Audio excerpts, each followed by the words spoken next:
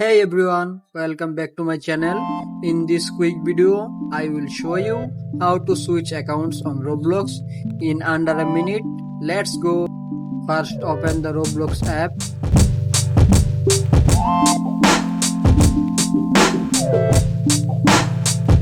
Tap on the three dots menu at the bottom right corner on your phone.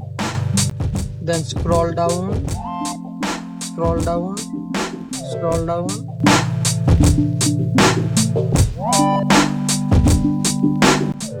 Then tap on switch accounts.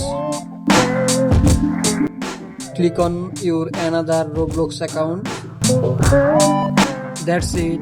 You are now logged into your other Roblox account, and you can repeat this anytime if you want to switch back. If this video helped you, don't forget to like and subscribe.